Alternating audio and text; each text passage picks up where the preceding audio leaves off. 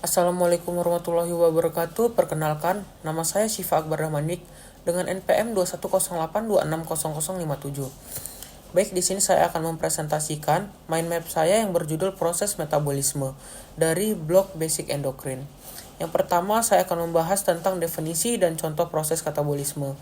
Katabolisme ini adalah bagian dari metabolisme yang mencakup reaksi kimia yang memecah molekul kompleks menjadi senyawa yang lebih sederhana dengan tujuan menghasilkan energi dalam bentuk ATP. Kemudian dia ada beberapa contoh proses katabolisme dalam tubuh manusia. Ini ada dia glikolisis, ini pemecahan glukosa menjadi asam pirufat.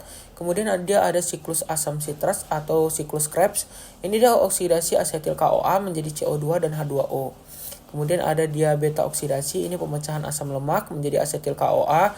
Ada juga katabolisme protein, ini menjadi asam amino dan kemudian menjadi urea. Kemudian ada respirasi seluler, ini seluruh rangkaian proses pemecahan nutrein untuk menghasilkan energi. Kemudian saya bahas yang kedua, definisi dan contoh proses anabolisme. Anabolisme adalah bagian dari metabolisme yang mencakup reaksi kimia yang membentuk senyawa kompleks dari molekul-molekul sederhana.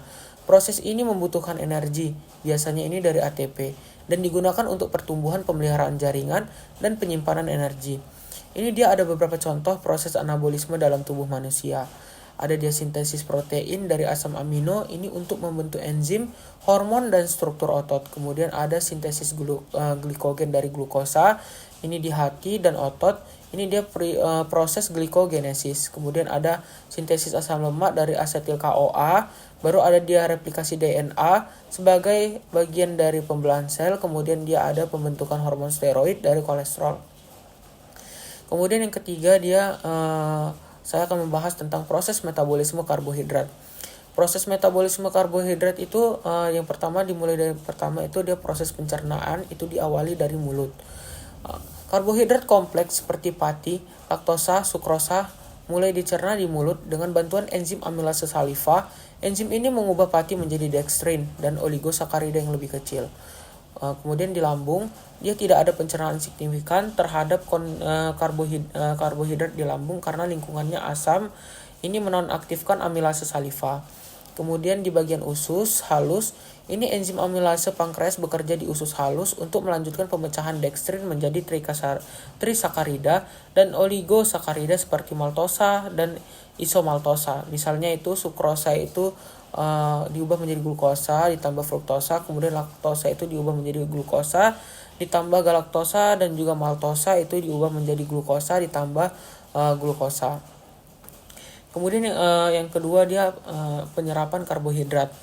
Monosakarida yang terbentuk seperti glukosa, fruktosa, dan galaktosa ini diserap oleh usus halus dan masuk ke dalam aliran darah melalui proses glukosa atau galaktosa dan fruktosa. Yang ketiga dia ada transport dalam darah. Setelah diserap, monosakarida terutama glukosa didistribusikan ke seluruh tubuh memulai siklus sirkulasi darah untuk digunakan oleh sel-sel tubuh sebagai energi. Yang keempat, pengolahan glukosa untuk energi. Setelah glukosa masuk ke dalam sel, glukosa akan digunakan dalam berbagai proses metabolisme untuk menghasilkan energi. Ada dia glikolisis, siklus Krebs, sama rantai transport elektron. Kemudian yang kelima dia ada penyimpanan energi dalam bentuk glikogen. Jika tubuh memiliki glukosa berlebih, glukosa tersebut akan disimpan sebagai glikogen di hati dan otot melalui proses glikogenesis. Glikogen ini akan disimpan sebagai cadangan energi dan dapat digunakan saat tubuh membutuhkan energi tambahan. Kemudian saya akan membahas bagian yang keempat, regulasi metabolisme saat puasa. Metabolisme saat puasa ini diatur untuk mempertahankan kadar glukosa darah dan menyediakan energi bagi tubuh. Regulasi ini melibatkan perubahan penggunaan substrat energi dari karbohidrat ke lemak dan protein seiring dengan bertambahnya durasi puasa. Tahapan